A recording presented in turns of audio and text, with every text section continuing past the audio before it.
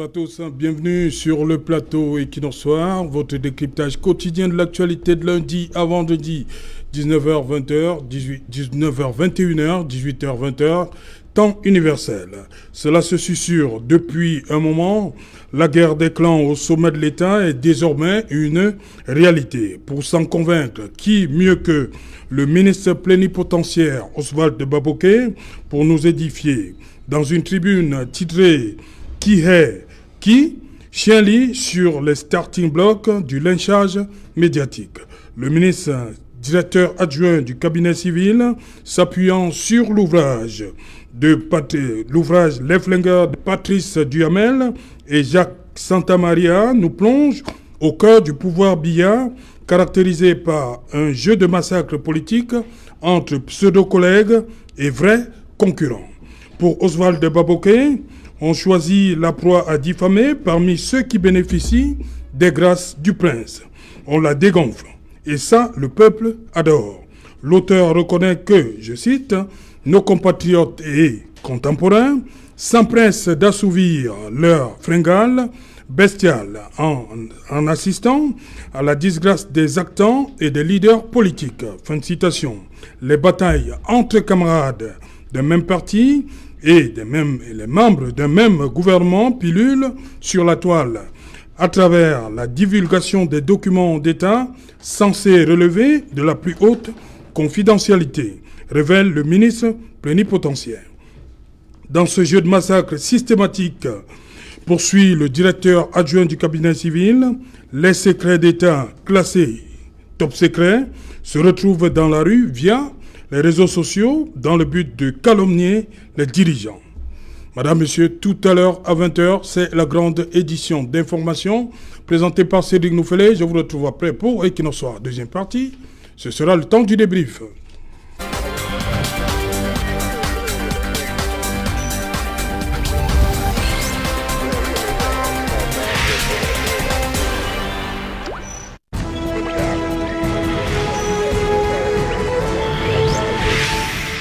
Massacre et lynchage au sommet de l'État, pourquoi se flingue-t-il ? Pour tenter de répondre à cette interrogation, nous avons invité en plateau ce soir Maître Joseph-Claude Biliga. Bonsoir Maître, bienvenue. Bonsoir. Je voudrais dire bonsoir à tous les téléspectateurs. Bonsoir à mes co-panélistes. Bonsoir aux techniciens. Bonsoir à vous-même, Serge Alain Autour. Merci. À côté de vous, Charles Dicam. Bonsoir. Oui, bonsoir Serge Alain, bonsoir à mes copanélistes et bonsoir aux très nombreux téléspectateurs d'Equinox Soir. J'en profite également pour dire bonsoir à mes amis politiques de Bafoussam, Yaoundé, Douala. Je parle bien entendu des maisons d'arrêt. Beaucoup de courage, la date approche. Ok, la date approche. Bonsoir, docteur Luzin. Bonsoir Serge Alain, bonsoir à tous vos nombreux téléspectateurs. Permettez-moi de saluer si en ont gré les autres copanélistes avec lesquels nous allons éclairer la lanterne des téléspectateurs sur un sujet aussi sensible, je pèse bien mes mots, aussi sensible, que nous allons aborder ce soir. Et permettez-moi de passer un salut spécial à monsieur le commissaire Amougou Jean-Sylvain du commissariat 9e qui, l'autre jour, par une maestria qui est le propre des policiers, a réussi à calmer les populations. Désamorcer la bombe. Désamorcer. Vous parlez du 9e arrondissement. Il a réussi, par une maestria qui est la sienne, à calmer les populations en furie qui venaient dans l'intention et dans l'ambition de faire brûler le commissariat 9e. Donc je crois que le délégué régional de la sécurité pourrait lui adresser certainement une demande, une lettre de félicitations pour un tel acte d'une extrême bravoure. Ok. Bonsoir, Maître Augustin Gueffag. Serge Alain, mon bonsoir va à ceux que la présidente de la République, notamment le cabinet civil, attaque par le thème de ce soir. Un salut particulier à tous les médias des peuples, à tous les médias républicains, un salut particulier à tous les blogueurs, un salut particulier à tous les influenceurs. Vous êtes attaqués, on vous regarde depuis la présidence avec un air de haine, avec un air de jalousie. Il s'agit de quoi? Nous avons 2 heures pour expliquer. Merci. Il s'agit de quoi? Serge Alain, voyez-vous, il y a un nom que l'on connaisse. Et pourtant, c'est une intelligence. C'est M. Oswald Baboké. C'est le directeur adjoint du cabinet civil du président de la République. Le 19 novembre, il a commis un texte pour décrier le comportement de ce qui se passe dans ce que, entre guillemets, j'appelle l'oligarchie. Il dit que tout ce qu'ils font entre eux se retrouve dehors. Ça se retrouve dehors parce que leur camp s'est fissuré. Ils vont maintenant en bloc. Et lui ne supporte pas. Alors, j'imagine et je lui retourne l'ascenseur. À l'heure actuelle, au moment où on vous regarde dans ce camp-là, on cherche à savoir de quel camp vous, monsieur le directeur du cabinet civil, vous vous retrouvez. Donc, ceux qui vous haïssent, vous devez les connaître. Et pourtant, vous n'avez qu'à exprimer ce qu'on attend de l'intellectuel au Cameroun à ce jour. J'ai vu que votre référent, c'est le couple Patrick Duhamel et Santa Maria. Vous avez commenté une œuvre de 2014. J'attends de vous lire quand vous aurez utilisé le même nombre de mots, le même vocabulaire pour commenter et nous situer au Cameroun. Une œuvre rédigée 5 ans plus tard par le même couple, La République abîmée. Il s'agit de quoi? Il s'agit de 10 grands procès qui ont détruit la France. J'attends que M. Oswald Baboké reproduise aussi les 10 procès, les 10 affaires dont cette oligarchie a détruit ce pays. Mieux, je vais introduire en disant que qu'il ne nous ramène pas seulement à lire ces deux messieurs. Je veux qu'ils nous expliquent avec la même plume ce qu'ils pensent de Sophie Coignard, qui a écrit pour l'oligarchie des incapables. Merci. Voilà. Docteur Louison Issomba, vous avez lu cette sortie du ministre plénipotentiaire Oswald Baboké. Quel commentaire? C'est un commentaire à chaud que je voulais faire parce que ces alentours, je n'avais pas cette missive.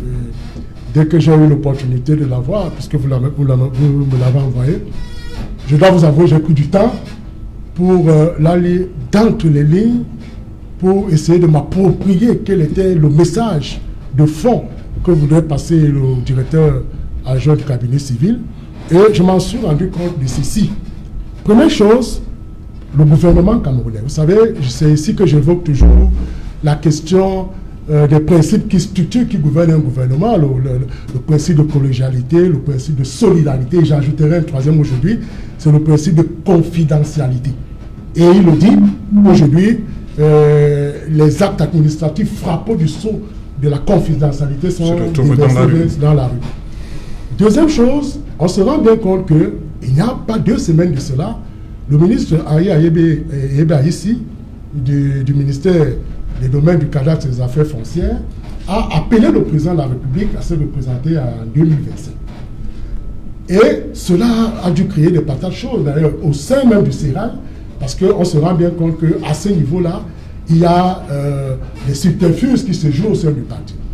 N'ignorons pas que la Chambre des comptes, qui est la juridiction financière, qui est le gendarme qui vise à l'assainissement des actes attentatoires sur notre fortune publique, venait de révéler dans presque 171 pages un certain nombre de griefs qui impliquent nombre de personnalités de la République. Et parmi elles, on cite un certain nombre de personnalités. Et parmi les griefs qui sont relevés, il est mentionné clairement et nettement le trafic d'influence.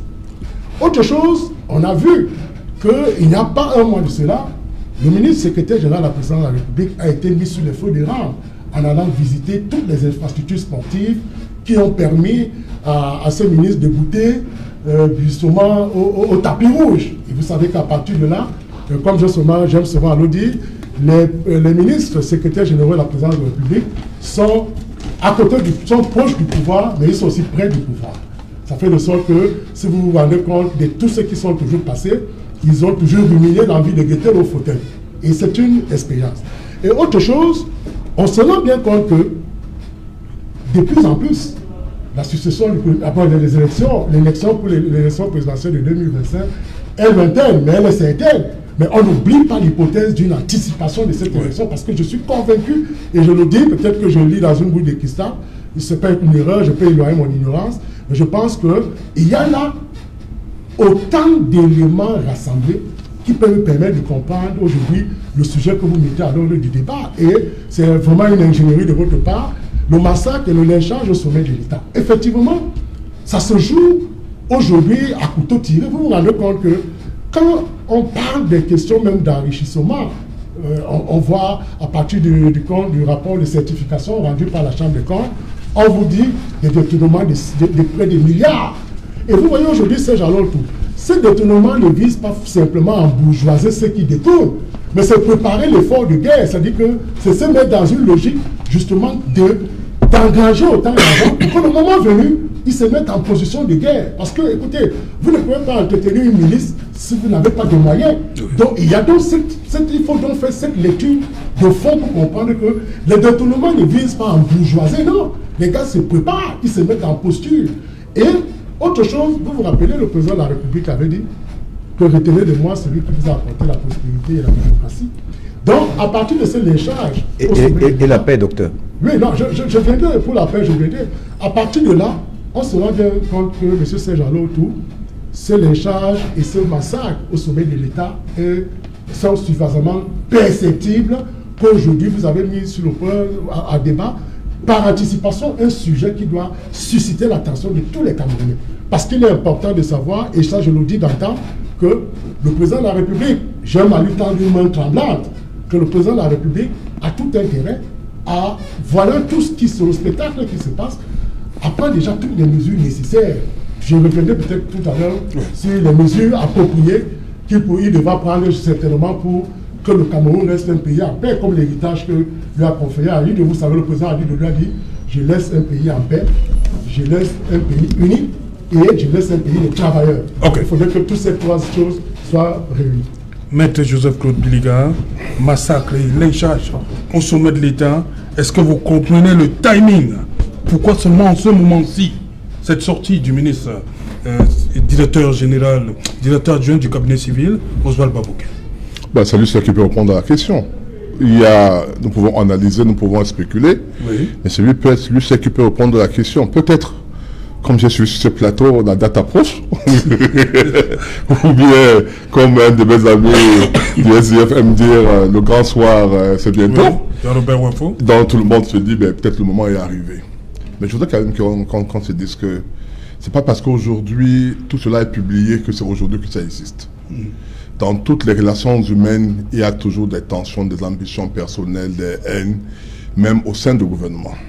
Il me souvient toujours de... Mais que ça vienne quand même du directeur du cabinet civil adjoint. Il me souvient... C'est pas à négliger, mais... Il me souvient toujours de cette gifle qu'un premier ministre sénégalais avait frappé avait fait sur un de ses collègues, c'est un truc, Moustapha Niasse, premier ministre d'Abdou Diouf. Il n'était pas proche d'une élection présidentielle. Abdou Diouf était encore très jeune, donc en réalité, ça veut dire qu'en réalité, dans le gouvernement, dans le pouvoir, dans les associations, il y a toujours cela.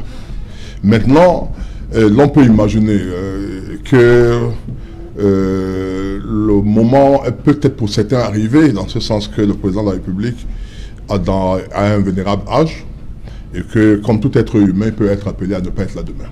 Ça, il ne faut pas le voiler, il ne faut pas se voiler les yeux. C'est d'autant plus qu'aujourd'hui, l'appel de l'Éternel ne vient pas forcément avec l'âge. On a vu le président burundais qui est parti pratiquement 51 ans et d'autres encore plus jeunes. Récemment encore, il y a un en Tanzanie qui est parti à l'âge relativement jeune. Donc, les gens se disent peut-être le moment est arrivé. Mais quand je dis que c'est pas forcément maintenant, parce que vous souvenez-vous, Marafa Amidou Yahya avait écrit dans ses écritures, il avait dit qu'il avait demandé à l'époque au président de la République que lui, Marafa Amidou Yahya, cherchait à devenir président de la République. C'est-à-dire cela avait été écrit.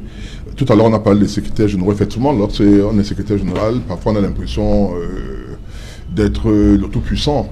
On en a vu, on a vu Edouard Titus, on a vu, j'ai cité Marafa Amidou Yahya, il y a même notre professeur Joseph Ouna à un moment donné, on l'a vu dans sa toute puissance. Donc l'être humain à un moment donné se dit, ce moment est arrivé pour devenir président de la République. C'est une ambition noble, c'est une ambition légitime que de vouloir servir le pays. Ce qui devient marrant, ce qui devient négatif, c'est lorsque, pour pouvoir y arriver, on est prêt à tout, quitte à mettre le pays en difficulté, en danger. Et c'est peut-être ça qu'il faut éviter. Parce que lorsque chaque fois qu'un écrit est fait, chaque fois qu'une lettre est écrite, chaque fois qu'une directive, une lettre confidentielle, malgré la confidentialité, on retrouve ça dans les réseaux sociaux. Ça pose problème. C'est-à-dire que ça fragilise l'État, ça fragilise l'autorité de l'État. Je donne un exemple banal. Regardons dernièrement ce que Madame la ministre de l'habitat et du développement humain. L'habitat et du développement humain a fait sa lettre. En principe, ne devait pas sortir du cadre administratif, mais on a trouvé cette lettre dans les réseaux sociaux et généralement ça crée beaucoup de problèmes au sein de l'opinion publique et de la nation. Pour cette raison que je dis, les gens qui veulent venir au pouvoir, c'est légitime, c'est humain, mais seulement faudrait-il qu'ils commencent à se flinguer. Je dis, c'est pas normal. Il est vrai que Jean Possat, nous avons tous lu, avait dit qu'en politique, il faut avoir les mains sales, que les siennes sont trempées dans la merde. Je veux dire, ça veut dire qu'en réalité, nous tous, je veux dire, les gens qui sont prêts, qui veulent accéder à une fonction, on voit ça également même à l'Afrique à faute, là maintenant, de manière contemporaine. On voit comment les mots glissent, les dossiers sortent, ceci. Et, je veux dire, c'est pas, je pourrais dire, c'est humain, mais c'est pas normal. Ok. Et Charles Dicam, vous avez dit le temps approche. La date approche.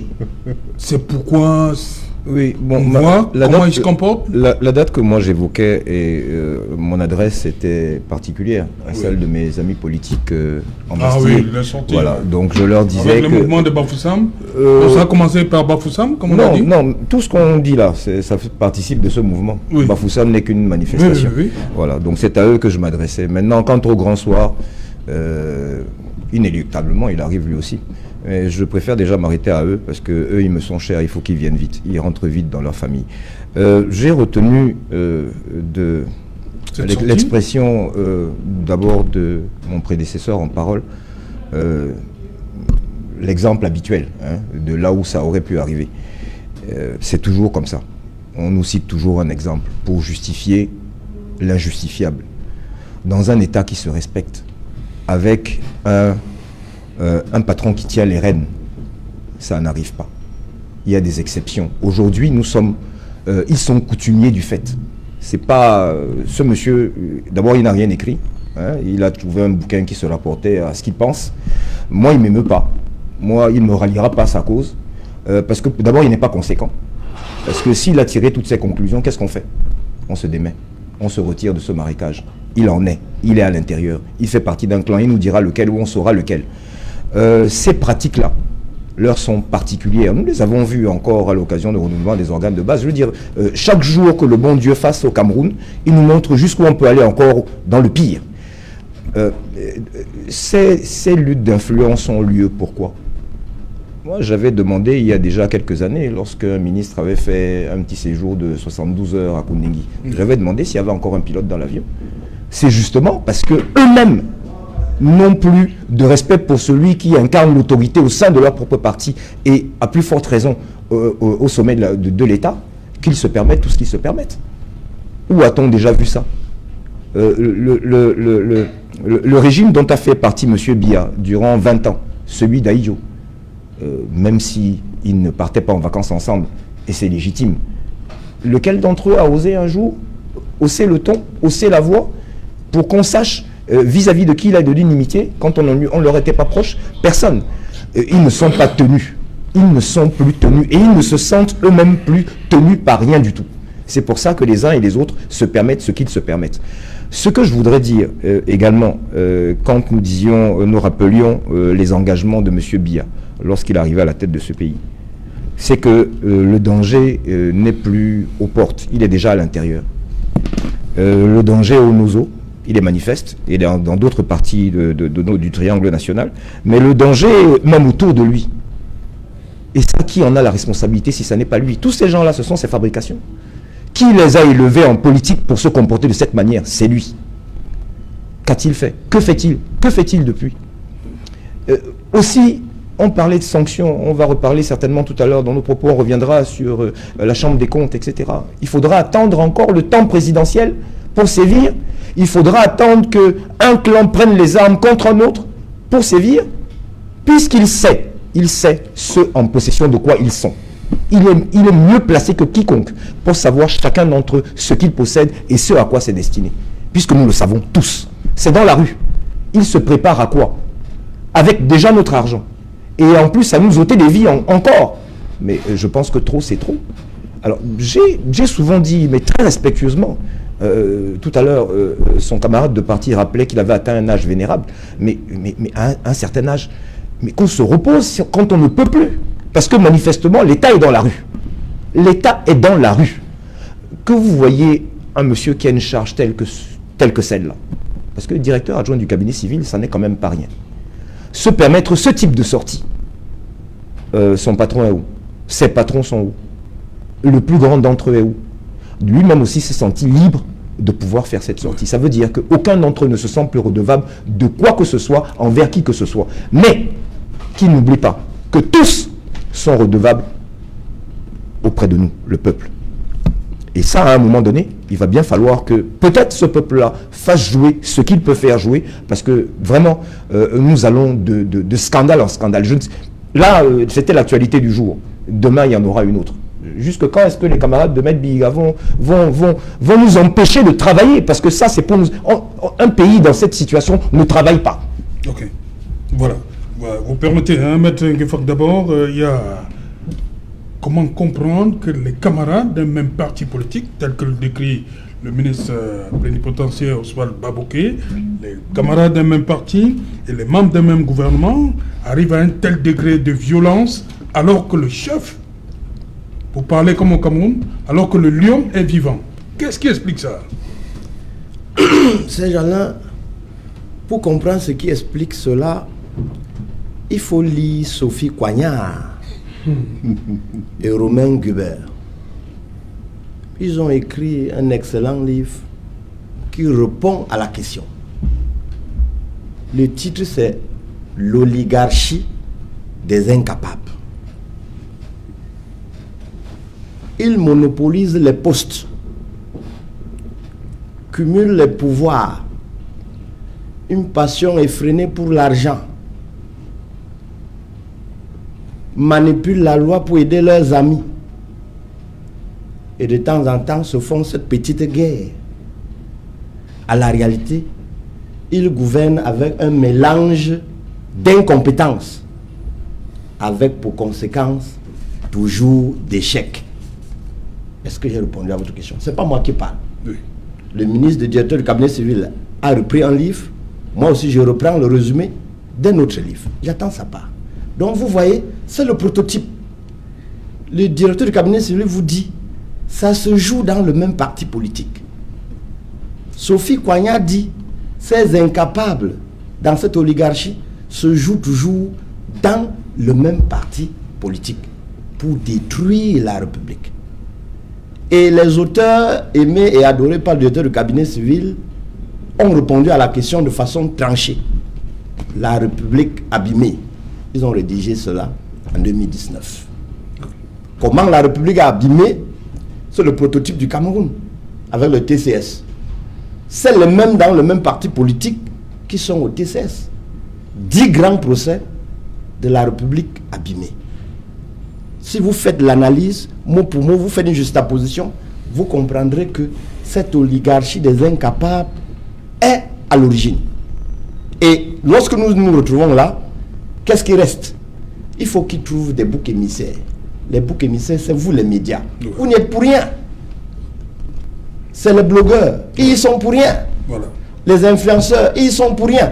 Parce que quoi? Les lanceurs d'alerte. Oui. Tous ceux-là, ils sont pour rien parce que, voyez-vous, la loi qui contrôle votre activité, elle n'a pas été violée. La police n'est pas à vos trousses. La gendarmerie ne vous poursuit pas. Le Conseil national de la communication qui fait comme il veut n'a même pas envoyé une convocation avant de dormir. Ça veut dire que et les influenceurs, et les blogueurs, et les lanceurs d'alerte, et les médias républicains se conforment à la loi. Alors ils sont gênés aux entourloupes dans leur petit cercle. Il faut qu'ils trouvent ce qui jeter leur dévolu, en tout cas, se soulager la conscience, au lieu de dire la vérité. Okay. C'est pourquoi j'insiste.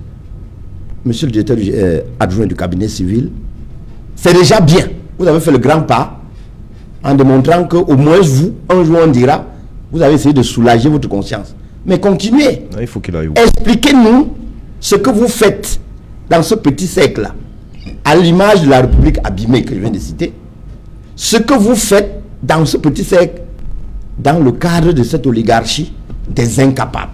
Nous attendons les écrits, parce que personne de nous n'a accès à la présidence. Voilà. Hier, on aurait dit c'est Alain autour et sa table avec des petits voyous. Mais non, c'est maintenant au sommet. C'est Alain autour, vous méritez ce que vous méritez. Vous voyez jusqu'où vous les avez poussés. Ça va exploser. Et d'ailleurs, le digne représentant du RDPC a dit, c'est le grand soir. Ils sont au grand soir et tout le monde va voir. Okay. C'est ça. Maître Biliga, vous voulez ajouter à la suite Oui. de Charles? Moi, je voudrais quand même qu'on dise ces choses. Chaque fois que je le dis, on me dit, tu aimes prendre des exemples de l'extérieur. Nous sommes dans un monde. C'est-à-dire, l'histoire des autres nous renseigne également sur l'État.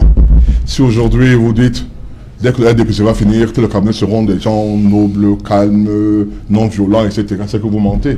C'est que vous allez créer d'autres types de personnes.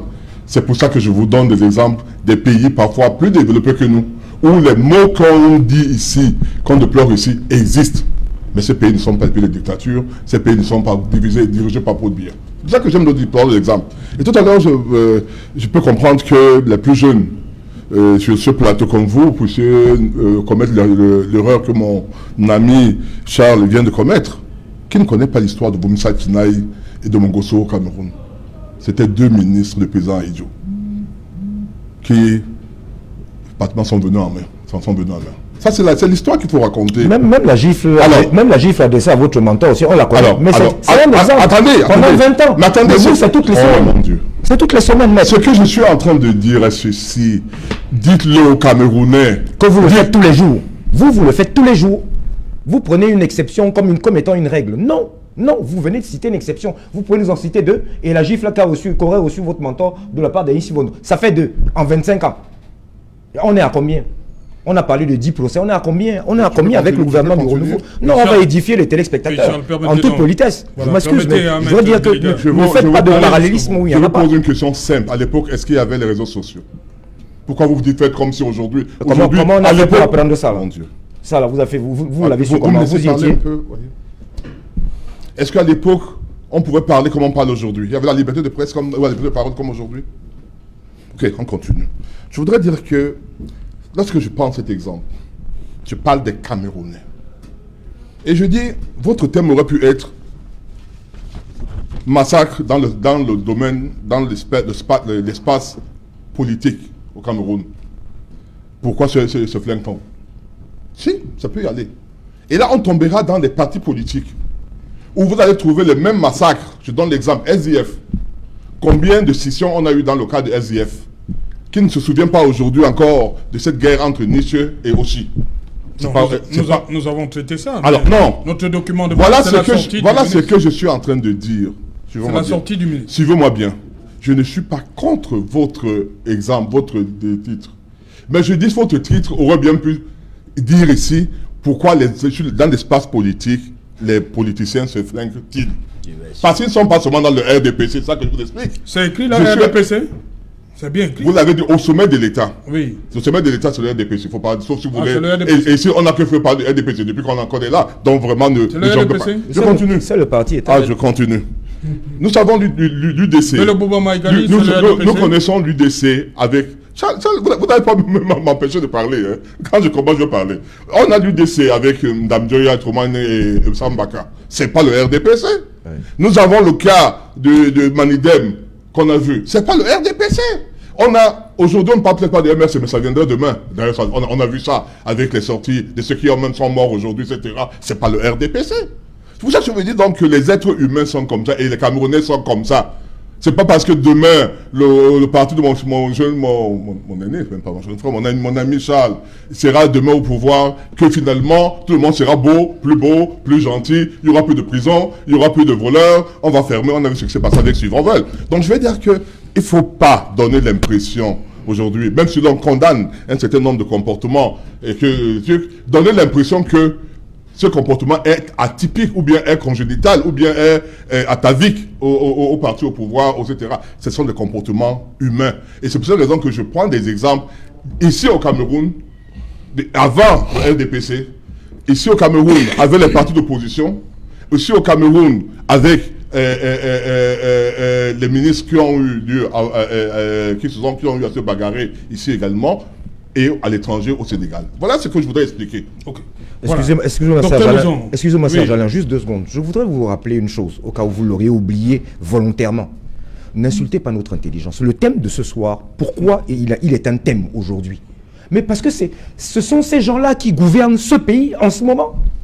Et que pendant qu'ils font ça, à quel moment ils travaillent? Mais il y a ceux qui aspirent à gouverner ce pays. Non, mais justement, ils font pire que ceux qui ils ne sont encore comptables. Ceux-là ne sont encore comptables de rien. Ils ne sont encore comptables de rien. Assumez votre comptabilité.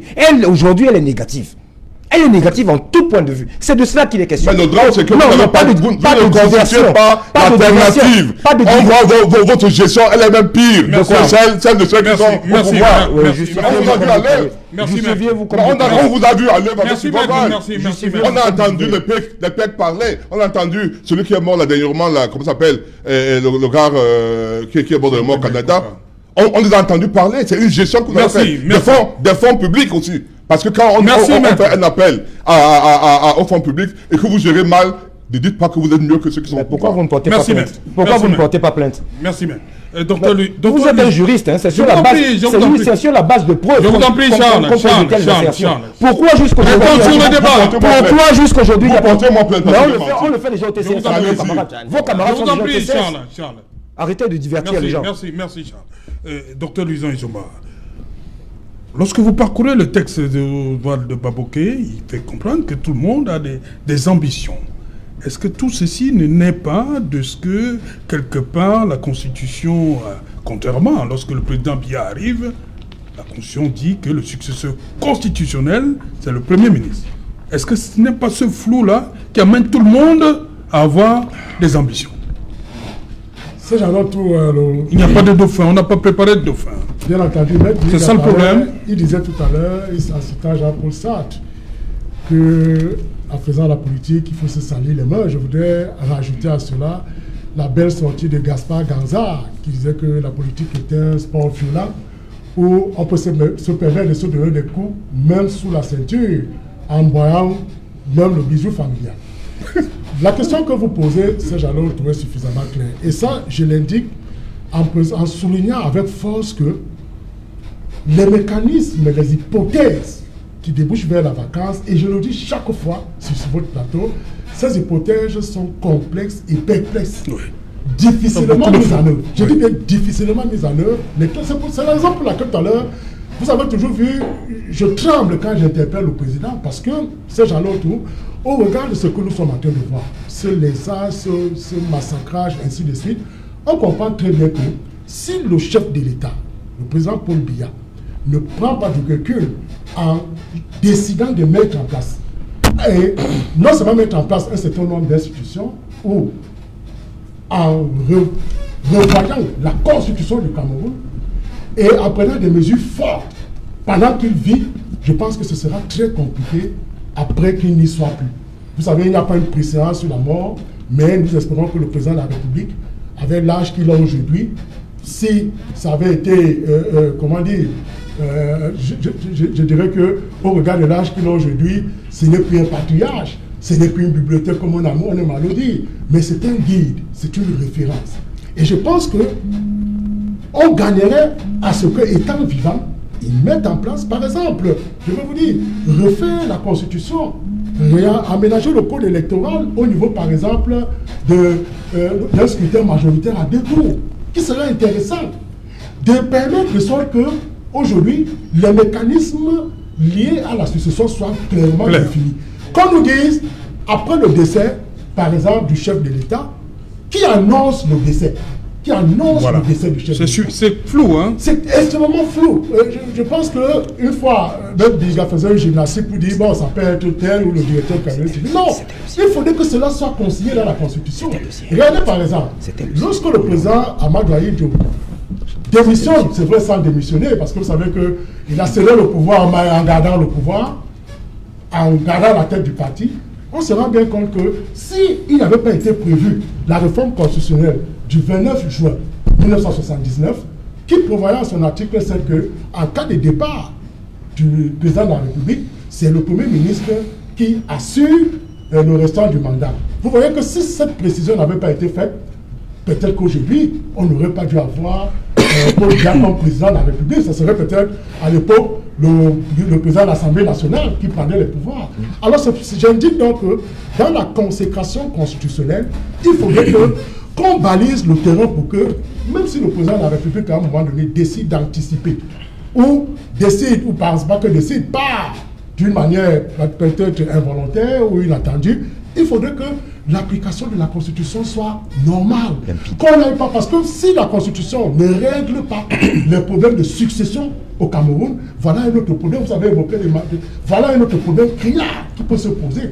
Donc, il faudrait que rapidement, le président de la République mette en place une commission de réflexion sur la constitution de notre pays, surtout en termes de passation, de succession du pouvoir. Parce que je vais vous dire, au Bénin, il est clairement disposé que, en cas de décès du président de la République, c'est le directeur du cabinet civil qui annonce le décès. Notre constitution est muette et silencieuse. Par là, on peut tomber dans les situations anciennes qui voudraient que le président peut décéder. Comme la constitution ne dit pas qui annonce, on reste là, on tape un peu, comme on a vu en Côte d'Ivoire, après les 7 mois, on ne sait pas si le président est décédé, c'est à la veille de la fête nationale qu'on fait une annonce fracassable du décès du président de la République. Donc, ce qui signifie qu'on doit faire un aménagement constitutionnel qui range notre succession à la tête de l'État. Parce que tel que nous voyons les guerres qui ont déjà commencé au sein du Sénat, ça va devenir très compliqué. Je pense que les jeux vont se poursuivre dans le sens justement des coups, comme je disais tout à l'heure, sous les ceintures. Parce que la sortie de Revance Babouké, je vais vous assurer, M. Serge-Alain-Autour, est une sortie qui doit, et vous avez très bien fait, je vous ai félicité à l'entame de cette émission, vous avez très bien fait d'inscrire ce sujet à l'ordre du jour. Parce que les choses qu'il évoque, quand vous les lisez à profondeur, vous vous rendez compte que même comme il a mis une subtilité dans la rédaction, oui, il y a beaucoup de choses qui sont dites dedans lorsque vous prenez du recul. Quand il vous dit par exemple que les actes de l'État sont frappants du sceau de confidenté, mais ça se retrouve dans la rue. Voilà, c'est extrêmement grave. Donc, ces gens-là autour, vous avez reçu la vérité en face. Je ne sais pas, c'était Ousmane Bey, le frère. Oui, le grand frère. Qui a dit ceci? Aboubakar. Il dit, j'observe bien ce qui se passe autour de la présidence. J'observe bien les appétits.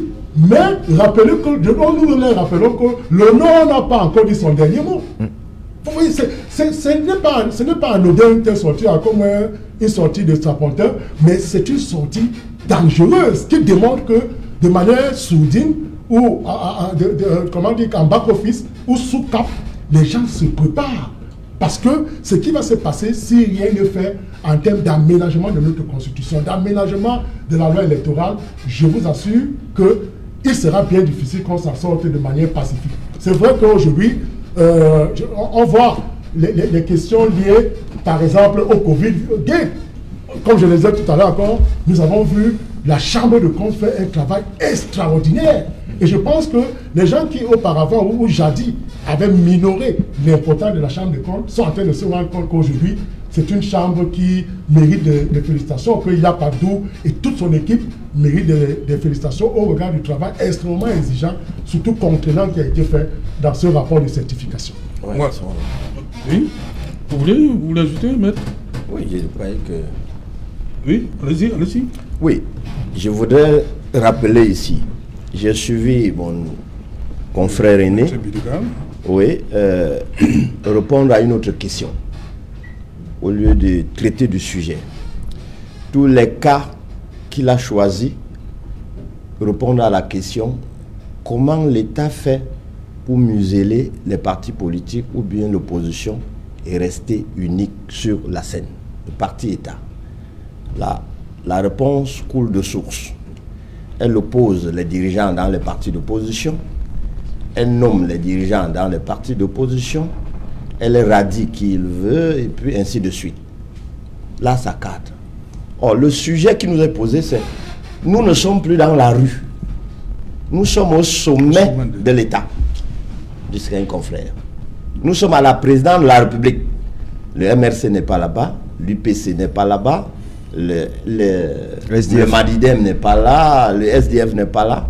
il s'agit du RDPC, et vous-même vous avez reconnu qu'il s'agit d'une affaire entre nous.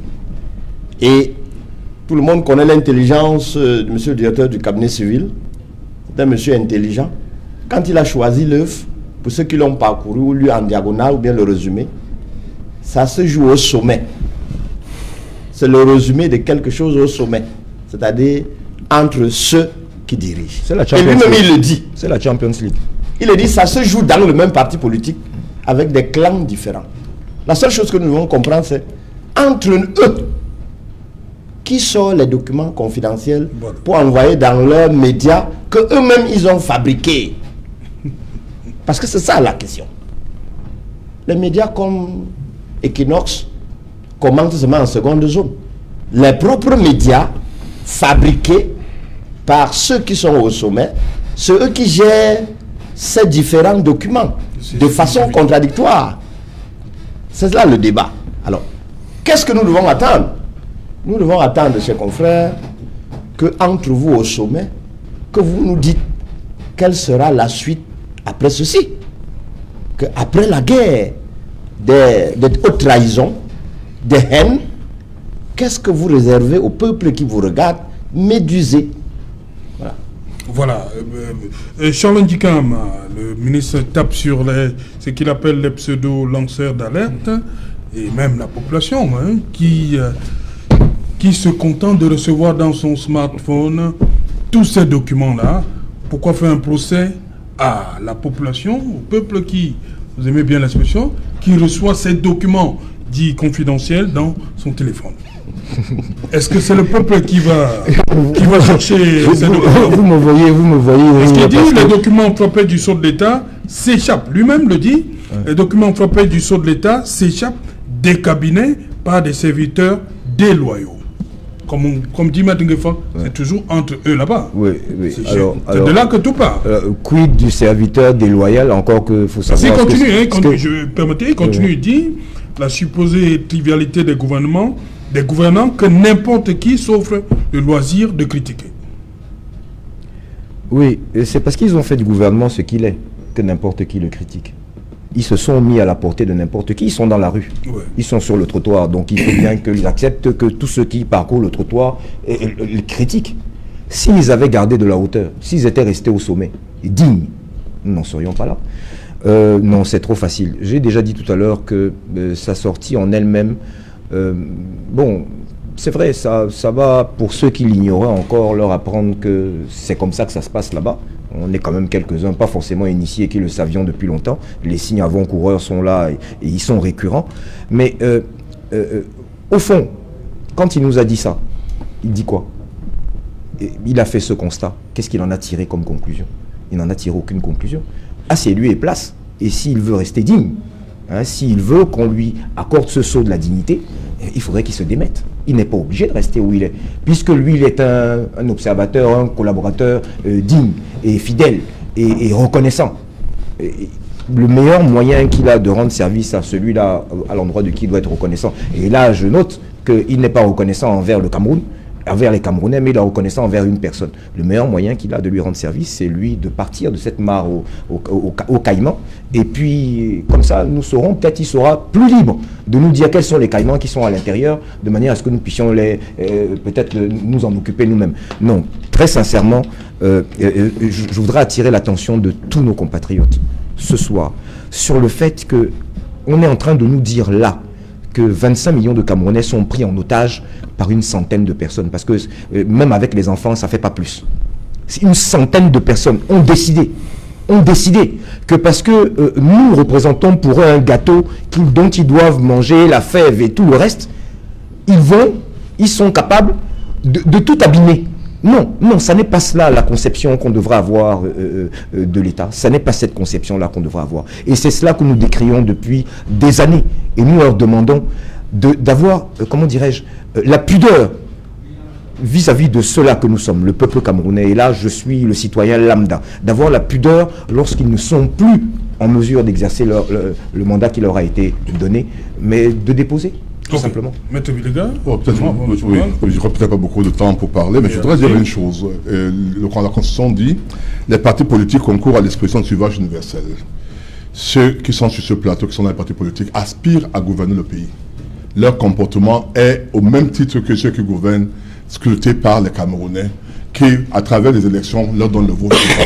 Donc, lorsque dans un parti politique de l'opposition, on voit des guéguerres, on ne peut pas venir m'empêcher de dire que là-bas également, les gens se plaignent. C'est une réalité. Tout à l'heure, tu parlais, je te reprends. Sommet de l'État, en sujet. On parle du sommet de l'État. La deuxième chose que je voudrais dire, c'est que la division au niveau des partis politiques, qu'on a dit que c'est la RDPC qui fait, même dans les... Je viens de prendre des exemples. La RCA, le président actuel avait été rejeté par son parti politique. Le président actuel de RCA, il avait été rejeté, ce parti avait choisi un autre candidat, et le président Touadéra, c'est pour autre candidat, il est devenu président de la République.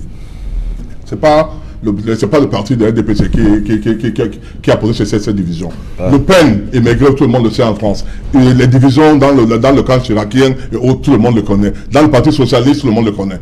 C'est pas parce qu'on est au pouvoir qu'on doit être comptable des faiblesses des partis d'opposition. Je dis non. Je termine en disant ceci. Au niveau de la Constitution, oui, finalement, on a documenté sur des ça au niveau des élections pour le docteur Soumba et moi. Je ne voudrais pas y revenir sur qui va annoncer.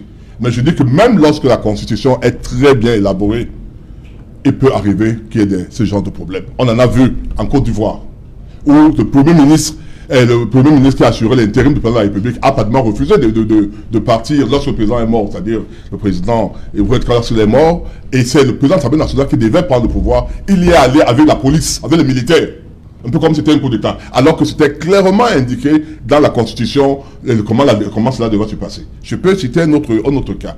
Vous avez suivi, je crois, il y a 2 ou 3 jours, le président tchadien, le jeune président tchadien, qui disait dans quelles circonstances le président de l'Assemblée nationale aurait refusé d'assumer ses responsabilités, alors que c'était clairement indiqué comment est-ce que la dévolution procédurale de pouvoir devait venir en cas de mort du président. Mais il n'a pas pu le faire. Donc il ne faut pas seulement qu'il y ait les tests. Ça, c'est le fils qui dit, c'est pas le président qui dit. Je dis... De l'Assemblée qui a dit au Tchad. J'aurais bien souhaité plusieurs réagir dans ce parler de la Côte d'Ivoire. Parce que des exemples, je peux vous en citer des dizaines. Non, je pourrais même réagir pour la Centrafrique aussi. Non. Le professeur Akan Touadéra n'est pas le responsable en chef de ce parti MCU. Mais c'est ce que je voulais dire. Il était candidat. Il était non, ne dites pas non, voilà ce que je dis. Il était candidat, il a été choisi. Il n'a pas été choisi par son parti. Il a été choisi. Non, monsieur. Son parti. Non. Regardez, son parti avait soutenu quelqu'un d'autre dans le cadre d'une coalition. Oui, je vous en prie. Cédric Noufelé est là. Bonsoir Cédric, comme menu ce soir. Bonsoir Serge Alain, bonsoir aux invités. Ce soir, nous parlerons de cette libération de 2 militants du mouvement pour la renaissance du Cameroun du côté de Bafoussam. Ils ont été accueillis par le professeur Maurice Kamto. Vous suivrez son discours destiné au gouvernement, lui qui compte fatiguer le gouvernement avec des messages de paix et une campagne de résistance pacifique. Nous en parlerons dans le journal de 20h. Nous évoquerons également ce soir comment des acteurs économiques et des populations camerounaises contournent les entraves à l'intégration régionale à la frontière Cameroun-Guinée équatoriale pour aller proposer leurs produits en terre équato-guinéenne au moment où la frontière est fermée entre le Cameroun et la Guinée équatoriale, notamment au niveau de Kiossi. C'est une enquête exclusive à suivre dans le journal. Nous parlerons aussi de la situation de ce convoi militaire français du côté du Burkina Faso qui peine à rallier d'autres pays ouest-africains en raison d'un vaste mouvement de contestation de la présence militaire française dans le Sahel. Nous en parlerons dans quelques instants. Serge Alain. Voilà, madame, monsieur, c'est l'essentiel du 20h. Le 20h le plus attendu de la planète, c'est le 20h de Cédric Noufelé. Tout de suite après, le débrief du journal.